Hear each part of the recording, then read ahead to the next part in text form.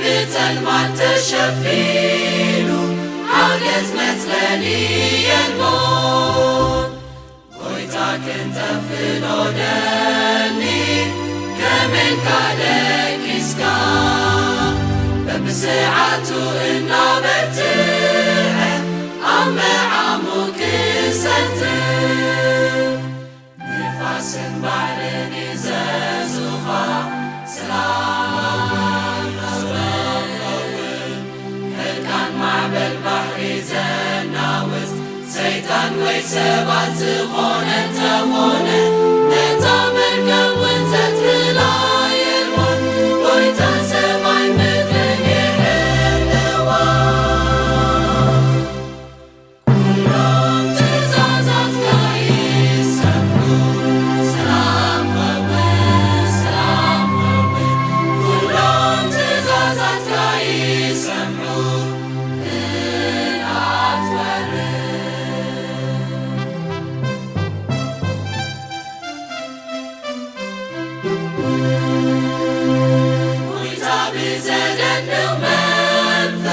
هجينا بخامرك معامول بيت جنيه كتنهلني تلي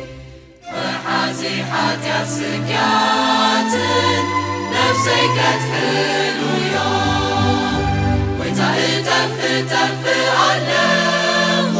كتفع نفسي عنه نفاس بحرني زازوخا سلام قوي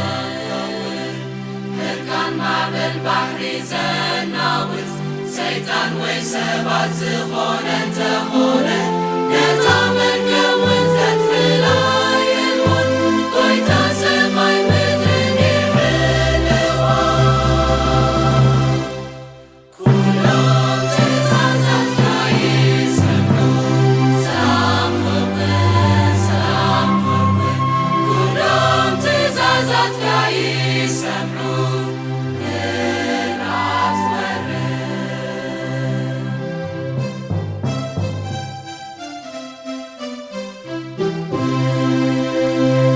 قويتا سكيات حليفو معبلات وانتديلون تحيا وكانوس تنتمرو سمايات وماليهو قويتا عبتغاي كرب بيني تكفني بحقوسا ودب كبت أبو بسلام عرب نفاس بحرني زازوخا سلام قوي هركان معبل بحري زناوز سيطان ويسبات زخونة تخونة نتا مركب ونزت فلاي المون قويتا سماي مدرني حلوة كلهم تزازات كايس سمعون سلام قوي كلهم تزازات كايس سمعون العت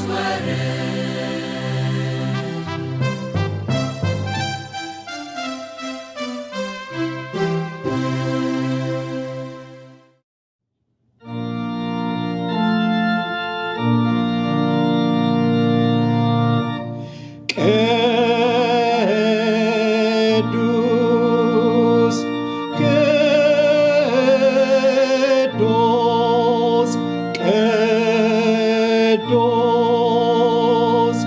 ጎይታ ሰራዊት ኩሉ ምድሪ ብኽብረቱ መሊኡ ሃሉ እግዚአብሔር ኣብ ቅዱስ መቕደስ ዘሎ ዝፋኑ ከዓ ኣብ ሰማይ እዩ ነቶም ትሑስን ጥቑስን መንፈስ ዘለዎም ድማ ቀረብኦም እዩ ጓይቶም ዝንስሑ ይሰምዕ ናብ ጸሎቶም ድማ ጸን ይብል ስለዚ ኣሚንና ናብ ዝፋን ጸጎ ንቕረብ ሓጢያትናን ዕዳናን ድማ كمزيلنا نتأمن. أنا شجور حتى مس حتيات تولد كسب لحد ما بكل زبني ببزح عينة حتياتنا أخاب الديلي مو بملوء لبي حتياتي الناس زالخو وقدوس صادق أملاخ فقريز ملأك هابو ناخا العلو كل جيرين بتصايد ما كم نفسي كم زي فتخو امنوا لخو بحساب بقال بقبري ناخا قدوس تزازات كان عقبكو سلازي خمتن صدق خان كم بزعي حتياتين تفرد كالي نايزل عالم كونني كم زقباني بفلت اللخو جيجنا تفكار سمياوي ابو نابخان زملسو كلهم هياو امنتك نام محرت كان نام مقبار مدحانينا يسوس كريستوسن زمحصنو بحطياتهم نزناززو حطان بلوهات كان بتصقا كان كتقبلهم تسفهبكا ناتاتهم زبدلوخا كل يغرت بللهم حطياتهم دما كتو ايتصبصبلو منيخا انا مقدور حطكا زي امنتوي نمسكانا قدوس سم كان كبروتن يلكا قدن قصلين كتمحرنن كل حطياتي دما ختحد قلي بتسفق امينه لمنك كالخو حطياتنا انت تناززنا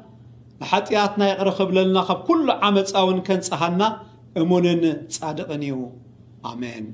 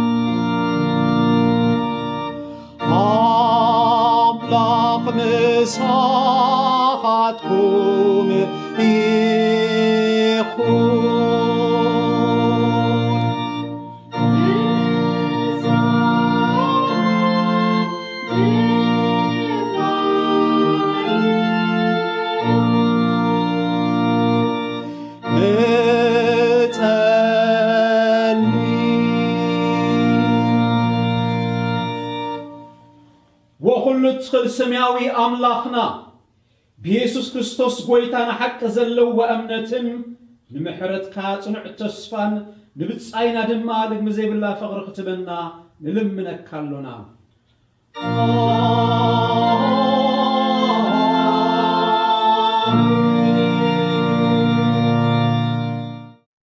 ልብኹም ናብ እግዚአብሔር አልዕሉ ናይ ሎሚ ክፍሊ መጽሓፍ ቅዱስ ከዓ ስምዑ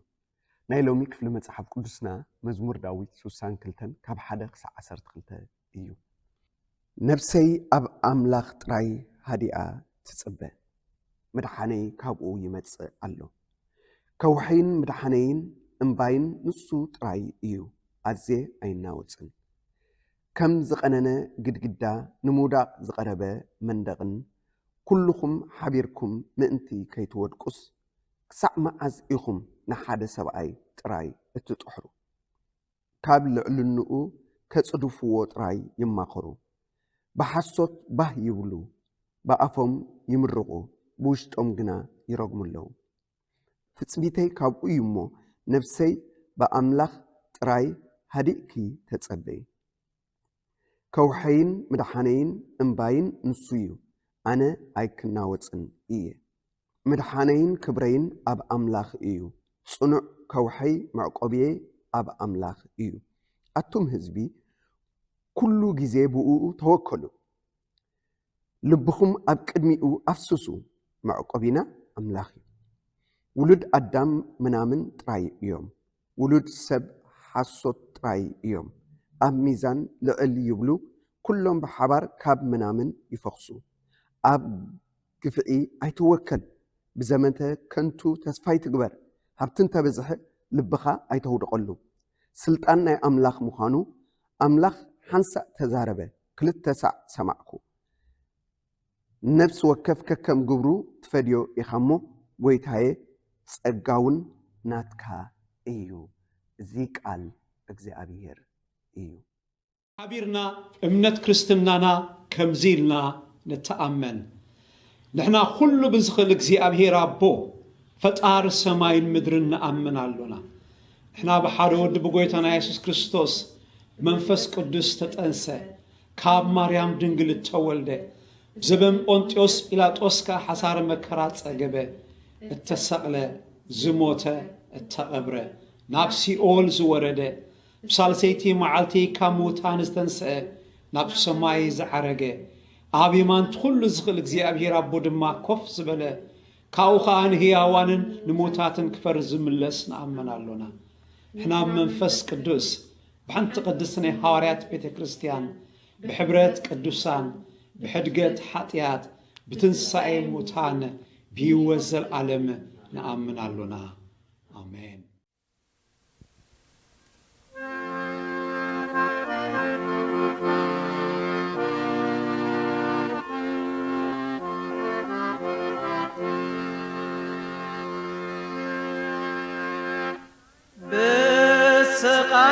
ክብረት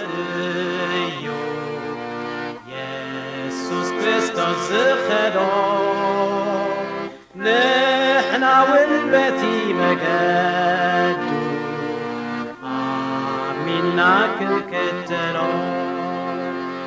እስራኤል ክኸዱ ከነዓን ጸንሖም ገድልን ሓሳርኒ ግን ካብ መከራ ካብ እስራ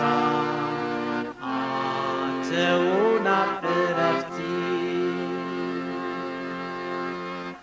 ብስቓይ ናብ ክብረት እዩ ዝለኣኽ ወንጌል ቅዱስ ልኡኻቱ ውን ክስዕቡ አሰና ኢየሱስ ብንብዓት እዮም ዚዘሩ ናይ ኣምላኽ ሕያው ዘርኢ ብእልልታ ግን ክዓጽዱ ብሕጉስ እዋን ቀውዒ ብስቓይ ናብ ክብረት مرحنا نقصنا بحسار نقدم كوينو حادو بتعم رهوا موت يسوس نموت سعارو آيون كان أنورسو ብፁዓንን ካብ ስሓሮ ናብ ብፅና ኣተው ብስቓይ ናብ ክብረት እዩ ናይ ምድሓን መደምደሚ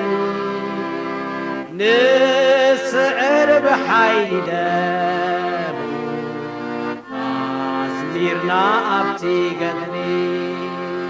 መንግሥቱ ክዝርጋሕ እዩ ንኽፋት ከሰንፎ ንዚኣምን ነፍሲ ኩሉ ንምድሓን ክፍጽሞ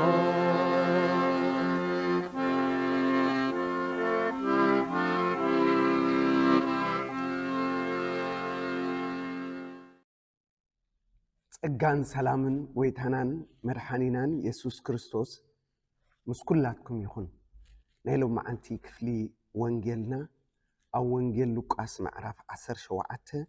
ካብ 1 ክሳብ 10 እዩ። ንደቀ መዛሙርቱ በሎም መዓንቀፊ ከይመፀ ኣይተርፍን እዩ። ነቲ ብሰሩ መዓንቀፊ ዝመጽእ ግና ወይሉ ካብዞም ንኣሽቱ ንሓደ ካብ ዘስሕትሲ መጥሓን ኣድጊ ኣብ ክሳዱ ተኣሲሩ ናብ ባሕሪ ክድርበ መሕሾ ነይሩ።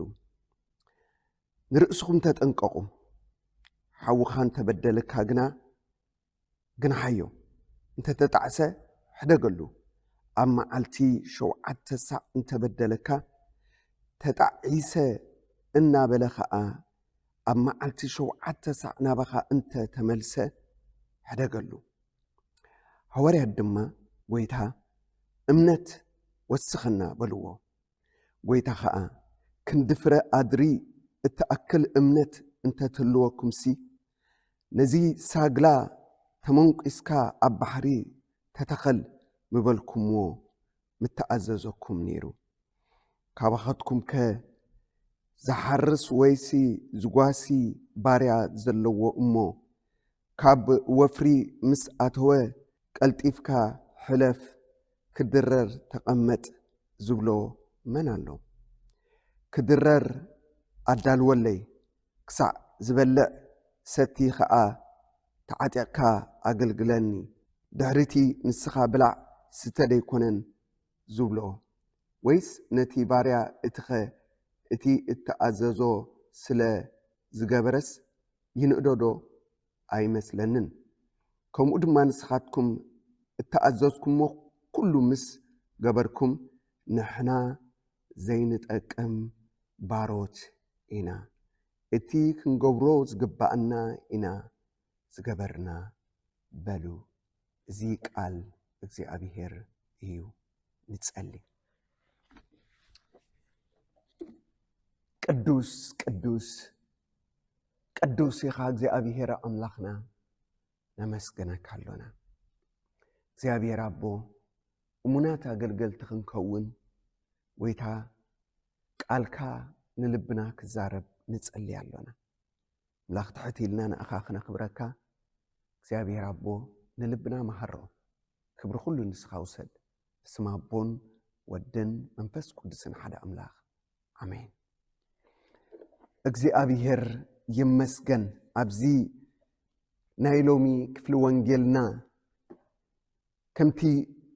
ትሑታት ኣገልገልቲ ብእምነት ከመይልና ክንነብር ከም ዘለና ይምህረናን የለብመናን። ስለዚ እቲ ቃል እንታይ ይድብል ደሎ? መጀመርያ እቲ ክውንነት እቲ ዝኸውን ክመጽእ ዝኽእል እሞ ከዓ ንሕና ክንጥንቀቐሉ ዘለና ቃል እግዚአብሔር ይነግረና። ስለዚ ኣምላኽ መጀመርያ ንዓና እዩ ዝደልየና። መጀመርያ ጎይታ ንዓና ከድሕን እዩ መጽኡ። ስለዚ ብዛዕባ ብዙሕ ግዜ እቲ ካባና ንኣምላኽ እንገብሮ ኣገልግሎት ጻዕርን ብዛዕባኡ ኢና ቅድም ንሓስብ ከይተረዳእና። እንታይ ክገብር ኣለኒ፣ እንታይ ከገልግል ኣለኒ፣ እንታይ ክሰርሕ ኣለኒ፣ እንታይ ከበርክት ኣለኒ፣ እንታይ ክህብ ኣለኒ፣ እዚ እንተገበርኩ እቲ ተገበርኩ ዝብል ኣብ ውሽጥና ይመጽእ ኩሉ ግዜ ግን ንዘክር። ዝተገብረልና ሰባት ኢና ጎይታ ኩሉ ገይርልና እዩ ኩሉ ከዓ ኣምላኽ ኣዳሊልና እዩ ኣብቲ ሓጎስ ኣምላኽ ኢና ኣቲና ዘለና ኣብቲ በረኸት ኣምላኽ ኢና ኣቲና ዘለና ስለዚ ንሕና ኣብቲ እምነት ምህላውና ኣብቲ ናይ ጎይታ ሓሳብ ፀኒዕና ምህላውና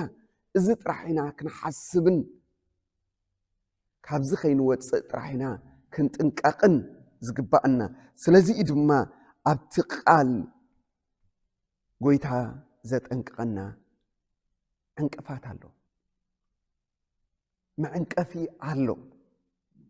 ግናኸ ክንጥንቀቆ ዘለና ነገር እንታይ ድብል ንሕናት ምኽንያት ከይንኸውን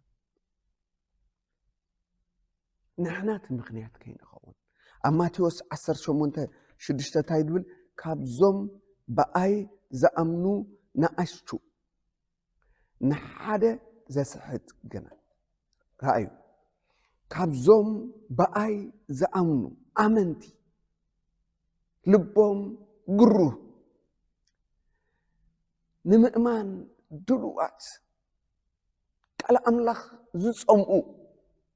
ቤት ኣምላኽ ዘፍቅሩ ልዕሊ ኩሉ ከዓ ፍቅሪ ክርስቶስ ዘለዎም ነዚ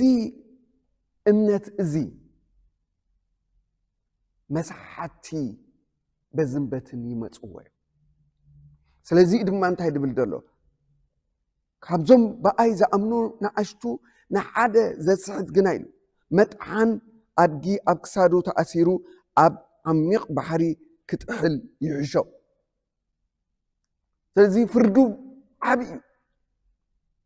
ስለዚ ድማ እንታይ ድብል መዓንቀፊ ከይመፀ ኣይተርፍኒ እሞ ወይለኣ ንዓለም ብሰሪ መዓንቀፊ ምዳዳ ነቲ ብሰሪኡ ስሕተት ዝመፅእ ሰብ ወይሉ መጋገይቲ መስሓቲ መዓንቀፊ ከይንኸውን ንጠንቀቕ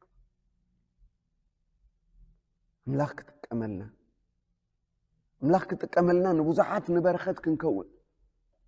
ንብዙሓት ንዕረፍቲ ክንከውን ንብዙሓት ካብ ጌግኦም ንኽምለሱ ምኽንያት ክንከውን ክርስቶስ ኢየሱስ ናብ ቤቱ ናብ ደንብኡ ኣምፂና እቲ ዕላማ ኣምላኽ እዚ እዩ ግናኸ እቲ መስሓቲ ኩሉ ግዜ ነቲ ዕላማ ነቲ ኣምላኽ ዝሃበና ንዕኡ ክምንጥል ንዕኡ ክምንዝዕ እሞ ከዓ ኣክንዲ ናብቲ ስራሕ ኣምላኽን ክብሪ ኣምላኽን ነድህብ ናብቲ ገዛእ ትምኒትናን ድሌትናን ሓሳብናን ንኸነድህብ ንልብና የሸፍቶ እሞ መዓንቀፊ ድማ ይገብረና ቃል ኣምላኽ እንታይ ይብል ንሳቶም ኣምላኾም ከብዶም እዩ ክብረቶም ከዓ ኣብ ነውሮም እዩ ይብል ስለዚ ክብረት ርእሶም እዮም ዝደልዩ ብዛዕባ ርእሶም እዮም ዝሓስቡ ብዛዕባ ረብሕኦም እዮም ዝሓስቡ ኢሉ ይዛረብ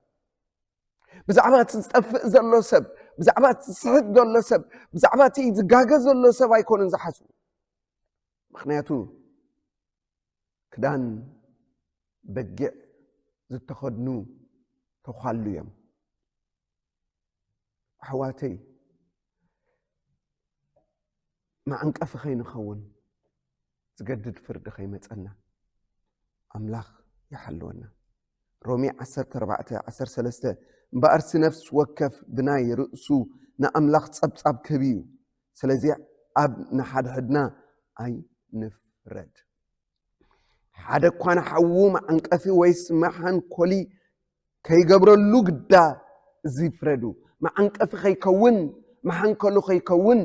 ንውድቀት ንስሕተት ንጥፍኣት ምኽንያት ከይንኸውን ኣምላኽ ይሓልወና ስለዚ እቲ ዝገድድ እዚ እዩ እቲ ዝገድድ ብምኽንያትና ሰባት ከይዕንቀፉ ብምኽንያትና ሰባት ከይጠፍኡ ብምኽንያትና ሰባት ከይጋገዩ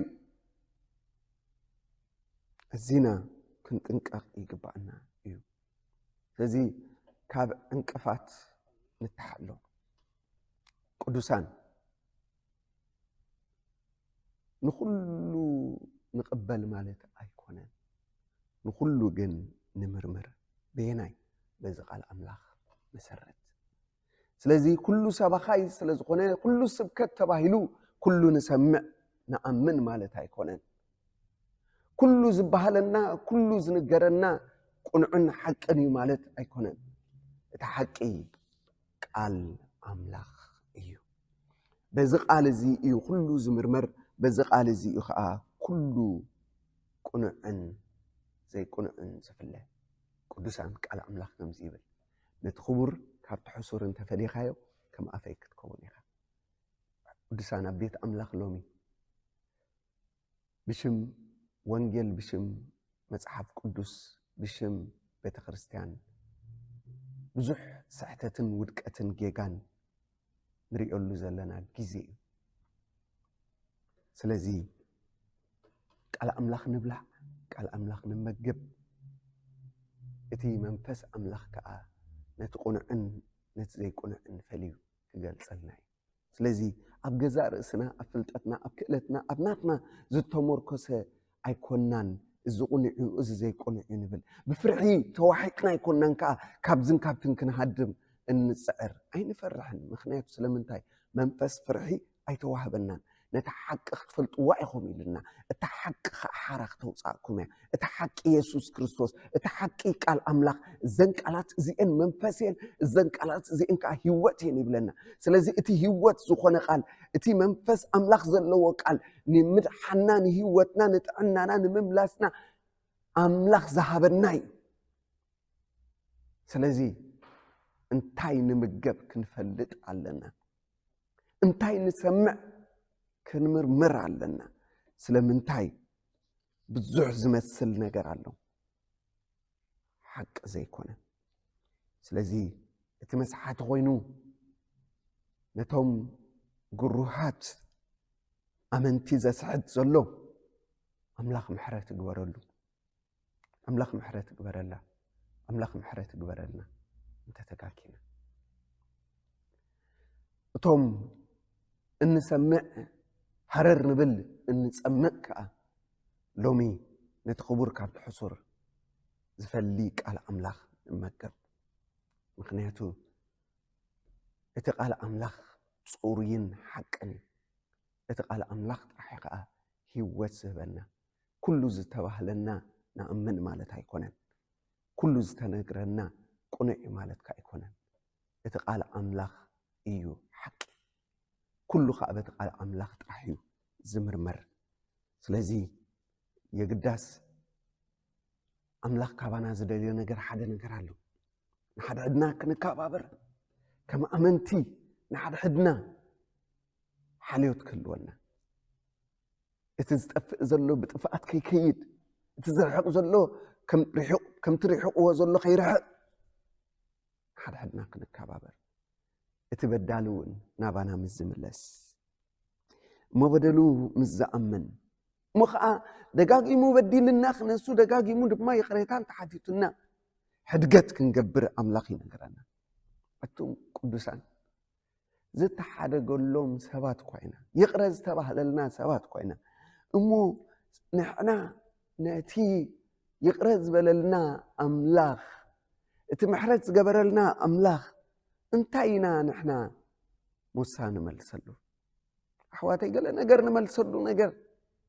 يبلنان عقموني يبلنان قنا حدا نقر هلو تايو كم تستقبر لنا كم أخاء أبقد ما أملاخ كنا مالالس أملاخ تسوي عنا سلازي قدسان أب حبرتنا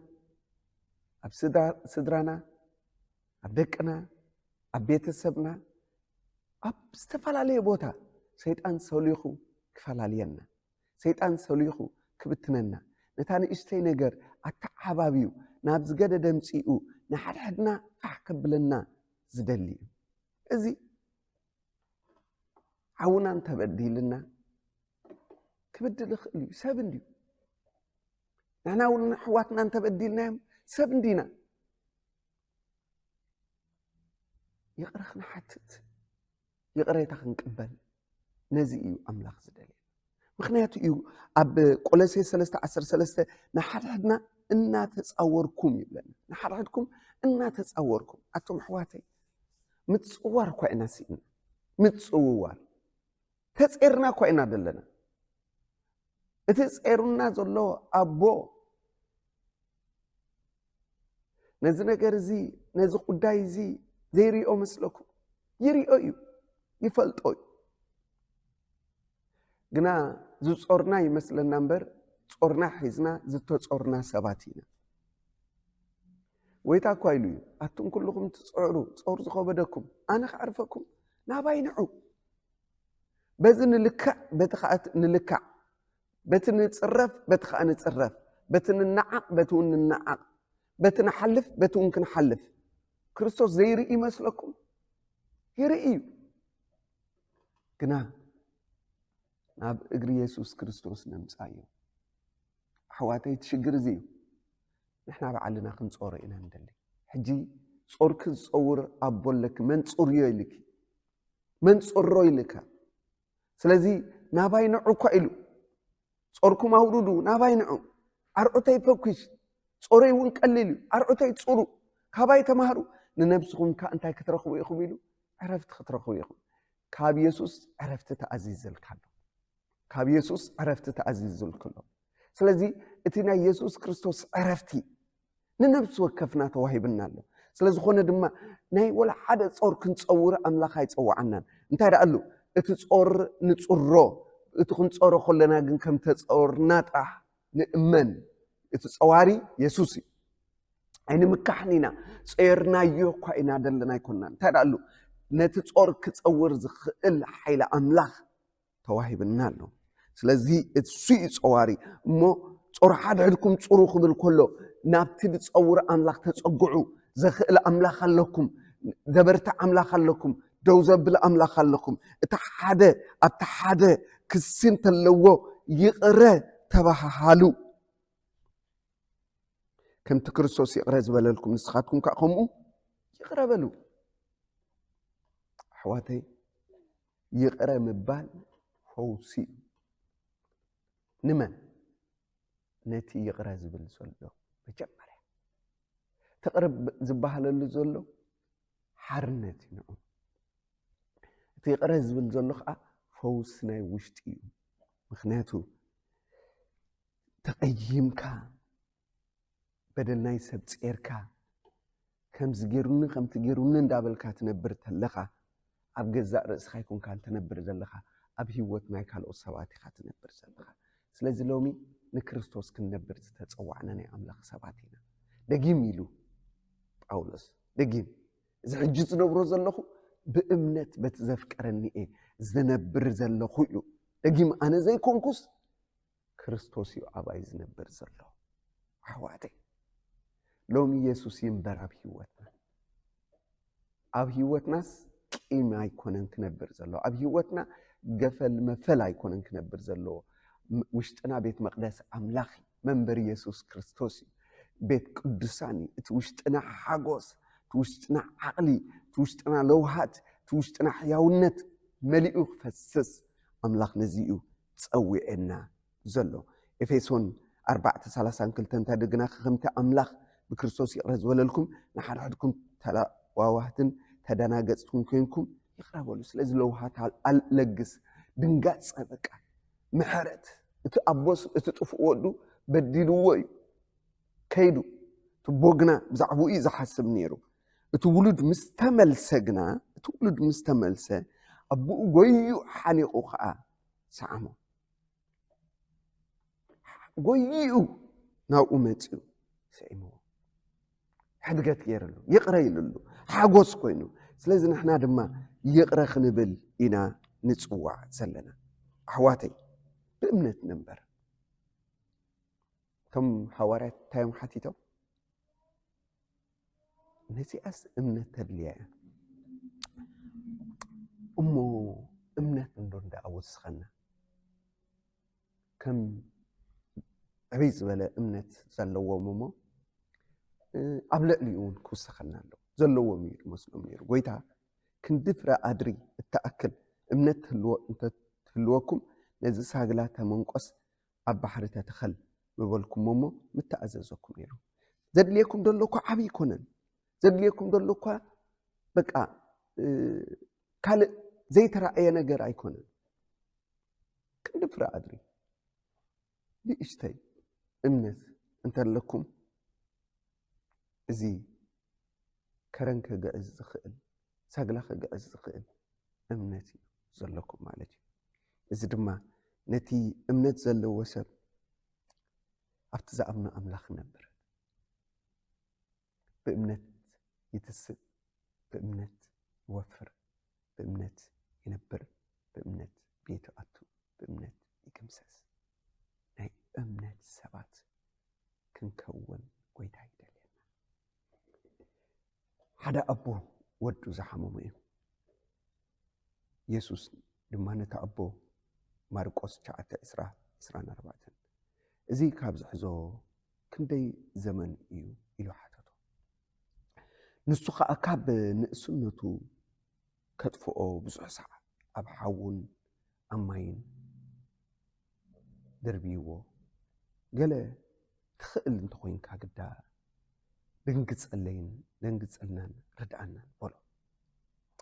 ትኽእል እንተኮይንካ እስከ ኢየሱስ ከዓ ትኽእል እንተኮይንካ ትብል ኣለኻ ንዝኣምን ኩሉ ይከኣሎ እዩ። ስለዚ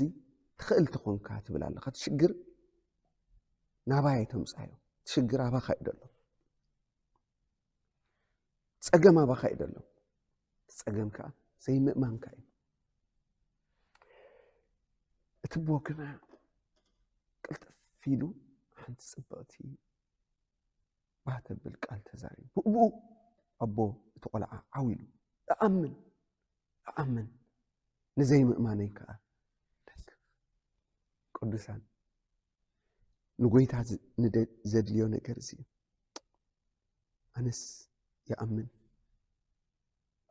ዘይምእማን እንተለኒ ከዓ ጎይታ ደግፈኒ ሰብየ ስንብድ ሰንከልከልብል ደግፈኒ ኣብ ፀጋእ ትልዑል ዝሓድር ኣብ ፅላል ትኽሉ እዩ ዝነብር እግዚኣብሔር ፀጋይ ኣርደይ ዝውከሎ ኣምላኸ እብሎ ኣለኹ ኢሉ ዳዊት። ስለዚ ኣብኡ ንፀጋዕ ንዘይምእማነይ ከዓ እንታይ ግበር ደግፍ። ሓደ ግዜ ክብድ ክብለና ከሎ ጎይታ እንታይ ዳኣለይ ዝኸውን ዘለኹ ደግፈኒ ንድኹም ሓይሊ ይህብ ንስኑፍ ብርታዕ ይውስኽ ጎይታ። ስለዚ ትዕቢት ካባና ይርሓቕ፣ ኣንነት ካባና ይርሓቕ፣ ባዕለይ ይፈልጥ ካባና ይርሓቕ። ጎይታ ደግፈኒ ይኣምነካ እዩ ኣባኻ ውከል ኣለኹ እንታይ ድኸውን ዘለኹ ክሓድግ እኳ እዩ ድግባእኒ የቕሪ ክብል እኳ እዩ ድግባእኒ ኣብዚኣስ ጎይታ ኣየኽበርኩኻን ምሕረት ግበረለይ ደግፈኒ ከዓ በቃ ክገብሮ እየ ከም ፈቓድካ ግና ደግፈኒ ሓግዘኒ ርድኣኒ የቕሪ ክብል ብእምነት ንውፃእ እቲ ዝኣምናዮ ኣምላኽ እሙን እዩ ደው ከብለና ዝከኣሎ እዩ። ስለዚ ሓደ እዋን ናብቲ ዓብ ነገር ክንርኢ እቲ ኣብ ዙርያና ዘሎ ነገር ተበላሽኡ ዘሎ ነገር ከድሃብናሉ ንጓዓዝ እሞ ኣብ እግርና እንታይ ድሕን ኩለና ደሎ ኣይንሪኦን ኢና ንወድቕ እንታይ ድኸውን ደለኹ ንብል ኣብ እግርና ደሎ ንእለዮ ምስ ሓውና ደለና ጉዳይ ንዕርዮ ምስ ገዛእ ርእስና ደለና ጉዳይ ንዕርዮ ናብ ኣምላኽ ነቕረብ ናብኡ ንንበርከኽ ጎይታ ምሕረት ግበረለይ ከምቲ ዝግባእ ኣይኮንኩን ዘለኹ ጎይታ ይቕረ ይብል ኣለኹ እዚ ንዓይ ይጠቕመንን እዚ ንዓይ ኣይሕሸንን ምሕረት ገብር ኣለኹ ኣነ ዕርቂ ምሳኻ እደሊ ምሳኻ ምንባር እየ ዝደሊ። ስለዚ እዚ ኩሉ ኣብ ቅድሚ ኣምላኽ ክንቀርብ ይግባአና እዩ። ኣብ መወዳእታ ግን ብዛዕባ ከመገልገልቲ ከመይ ኢልና ክንነብር ኣለና። ብዙሕ ግዜ ኣብ ኣገልግሎት ንወፅእ ኣምላኽ ደገ ይኸፍተልና ኣምላኽ ፀጋ ይብዛሓልና እሞ ከዓኒ በቲ ኣምላኽ ደገ ዝኸፈተልና ከዓ ንኣምላኽ ክነኽብሮ ንወፅእ እሞ ኣምላኽ ከዓ የቕንዓልና እቲ ምቕናዕ ኣምላኽ ከዓ ንርኢ በቃ ሰባት ክትፀናንዑ ንርኢ ሰባት ክብርትዑ ንርኢ ወንጌል ክስበኽ ንርኢ እግዚኣብሔር ክጥቀመልና ንርኢ ኣሕዋተይ ህይወት ካብኡ እያ ትፍልፍል እሞ ላዕሊ ኩሉ ንልብኻ ሓለዎ ኣሕዋተይ ክሕሎ ዘለዎ ልቢ ትዕቢት ከይመልእ ልቢ ትምካሕቲ ከይመልእ ልቢ ኣምላኹ ከይርስዕ ልብና ይተሓሉ ትውግእ ናይ ኣምላኽና እዩ እቲ ውግእ ናይ ኣምላኽና እዩ። ስዕረትን ዓወት ግን ናትና እዩ ንሕና ነተዓወት ንርኢ ኣለና መን ግን ዝዋጋኣልና ዘሎ መን ግን ዝፀዕረልና ዘሎ መን ዘሳልጥ ዘሎ መን ዘቕንዕ ዘሎ እግዚኣብሔር እዩ ክብርና ኣምላኽ ይኹን ኣሕዋተይ ብቅድሚ ሽምና በበይ ዓይነቱ ታይትል ተለና በበይ ዓይነቱ ቅፅል ሽም ተለና እንታይ ይጠቅም ኣምላኽ ዘይከብረሉን ህዝቢ ኣምላኽ ዘይባረኸሉን እንተኾይኑ ምልዋጥ ቅፅል ሽም ኣይኮነን ምክንያት ዓወትና ስም ኢየሱስ ክርስቶስ እዩ እቲ ቃል ሓቂ ብሓቂ ክስበኽ ወንጌል ብሓቂ ክስበኽ ኢየሱስ ክስበኽ ሰባት ክግልገሉ ሰባት ንኣምላኽ ክሰምዑን ፅኒሎም ክፀናንዑን ኣምላኽ ነዚ ይፀውዕልና ዘሎ ብዛዕባና ኣይኮነን ብዛዕባ ኢየሱስ እዩ ብዛዕባ ክብሪ ኣምላኽ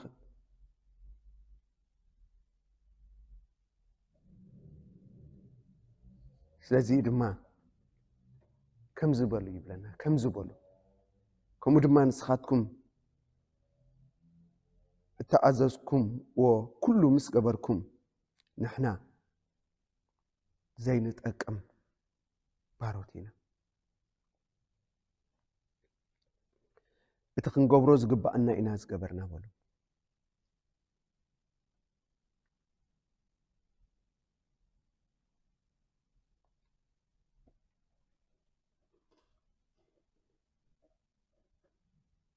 ንሕና ዘይንጠቅም ባሮት ኢና መን ኢና ንሕና እኳ ምሕረት ተገብረልና ንሕና እኳ ፍቅሪ ኣምላኽ ዝርአና ኢና መን ኢና ካብ ካልእ ሰብ ንበልፅ መን ኢና ንኻልኦት ንጉይተት ብጀካ ኢየሱስ ጎይታ የለን ብጀካ ኢየሱስ መራሒ የለን ብዘይ ኢየሱስ ክርስቶስ ኩሉ ከንቱ ሳኦል ቅቡእ እዩ ግና ንኣምላኽ ከምቲ ዝግባእ ኣይተኣዘዘ ብዘይ ምእዛዙ ከዓ እቲ ናቱ ቅብኣት እቲ ናቱ ፃውዒት ካባኻ ንዝሓይሽ ተዋሂብዎ ኣሎ ተባሂሉ ኣሕዋተይ እቶም ኣገልገልትን ባሮት ኣምላኽ ካብ ቀዳማይና ዳሕራይና ምእንታን ክፅብቕ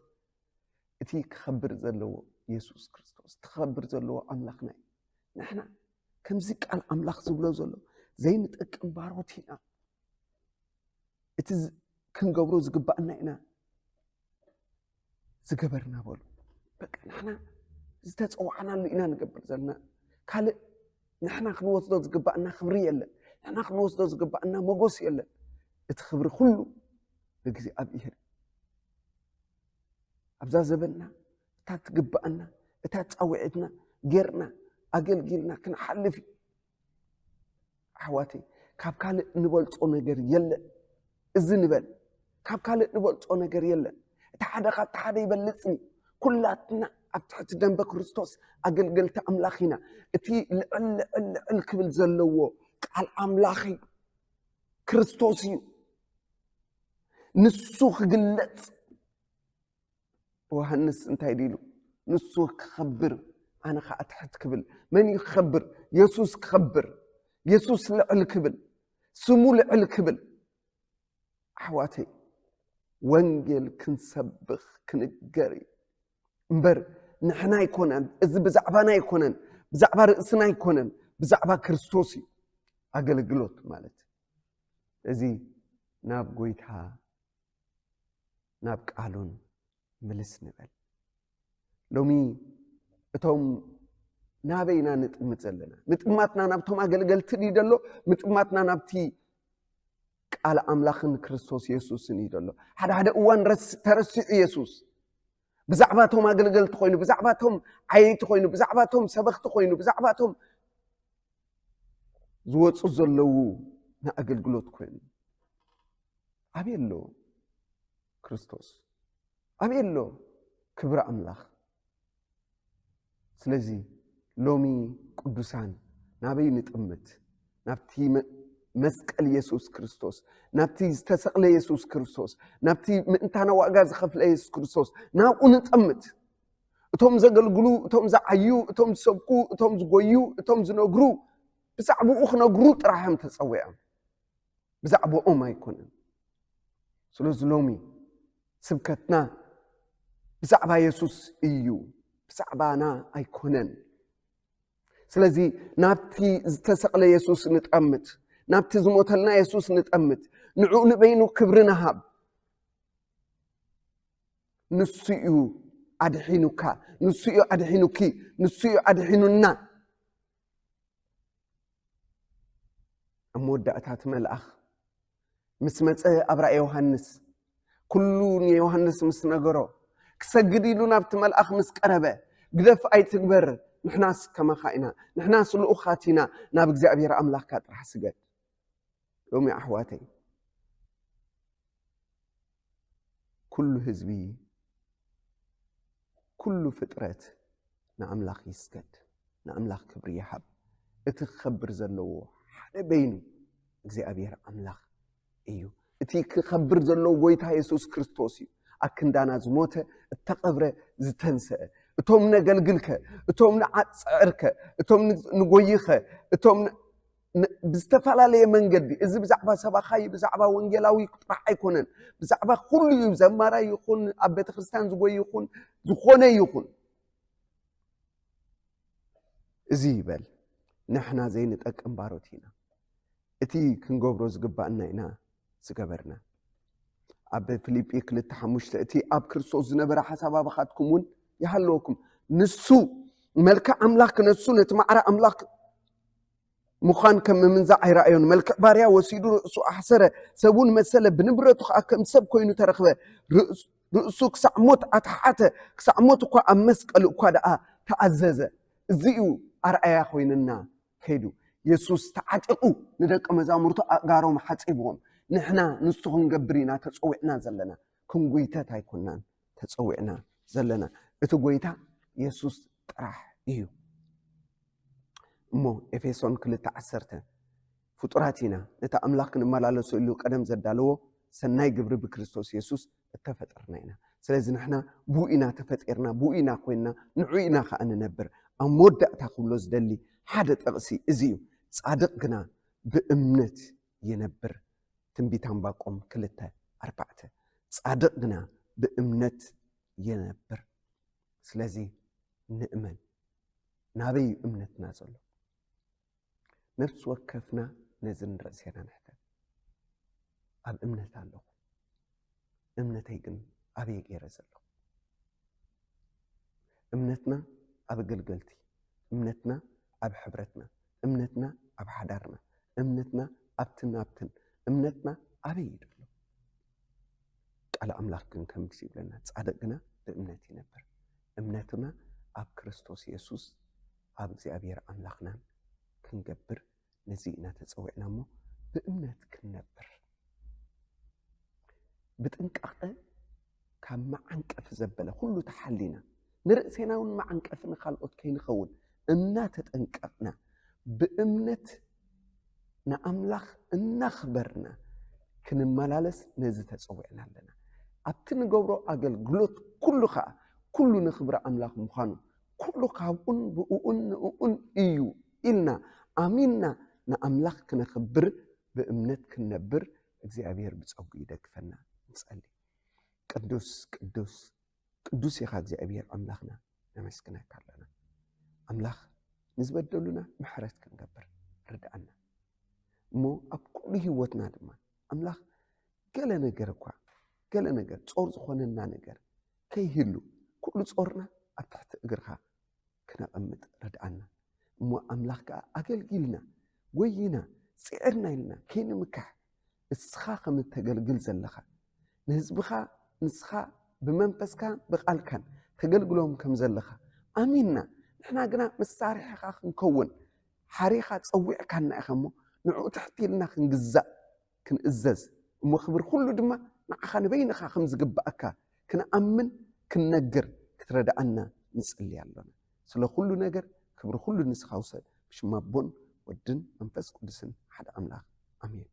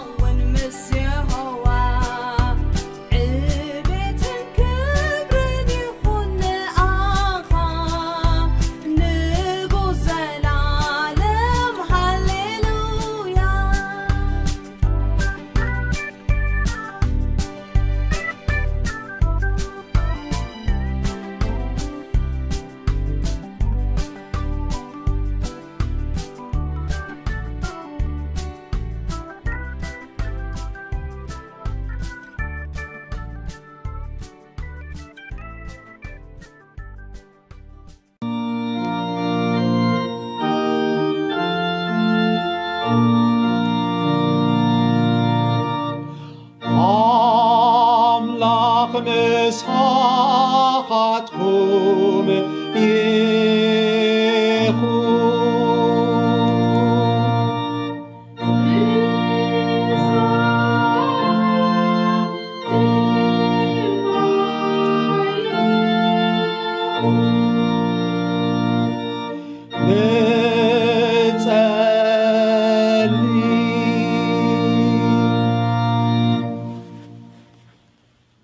وزر عالماوي كل زكالك أملاخ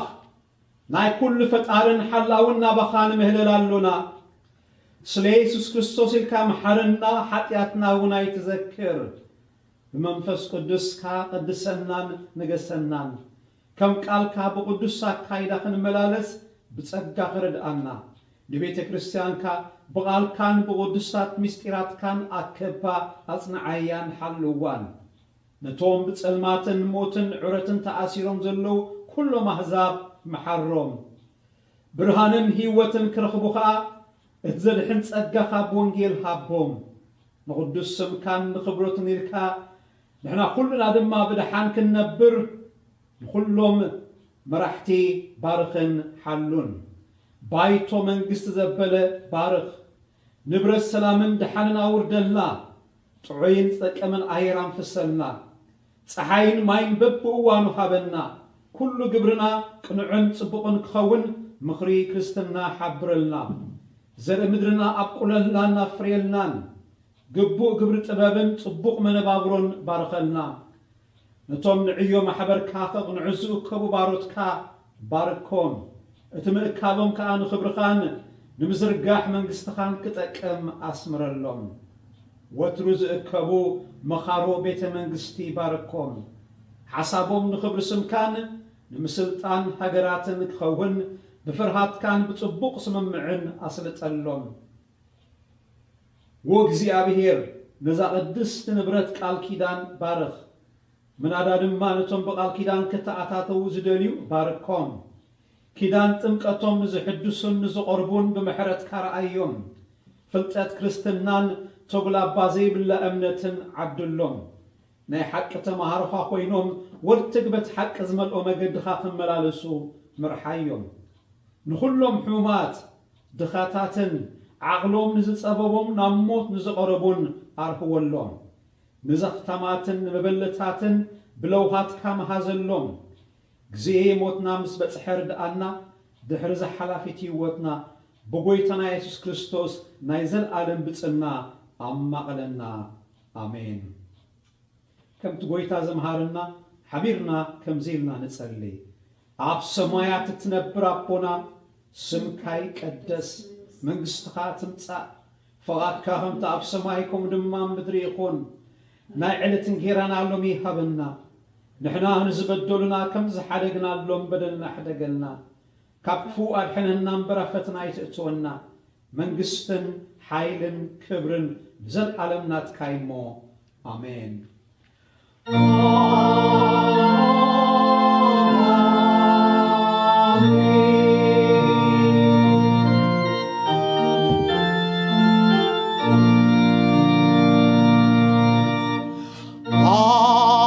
أملاخ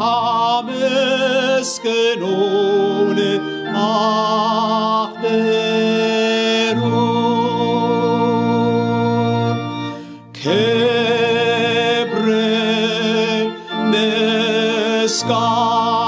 مسكانان نؤهيخون هاليلويا هاليلويا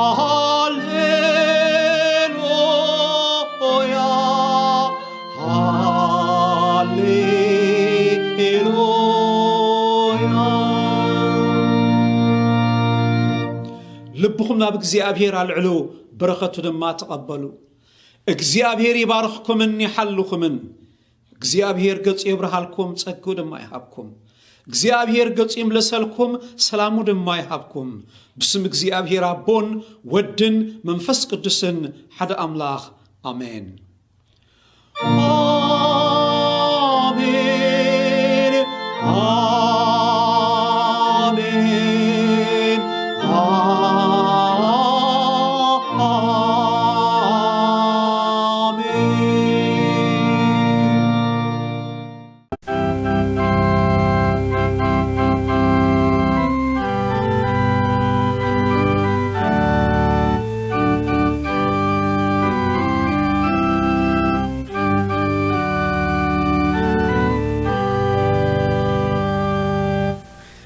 ብስራቱ ሰሚዕና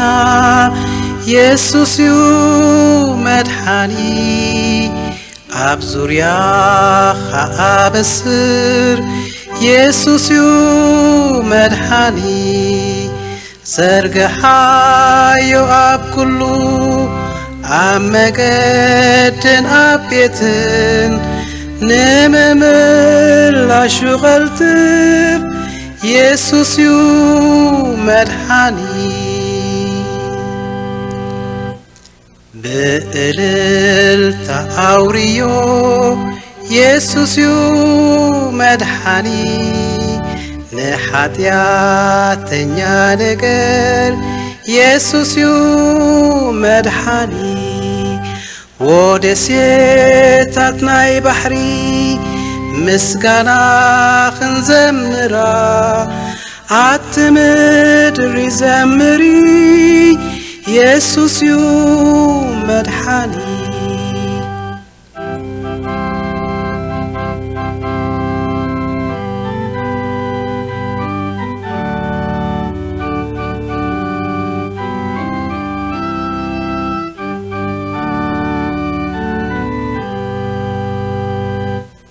ካብ ጥፍኣትን ሽጋርን ኢየሱስ እዩ መድሓኒ በቲ ሃብቲ ጸግኡ ኢየሱስ እዩ መድሓኒ ልብኻ ምዝደሊ ነቲ ሓራ መውፅኢ ተስፋ ጌርካ ዘምሮ ኢየሱስ እዩ መድሓኒ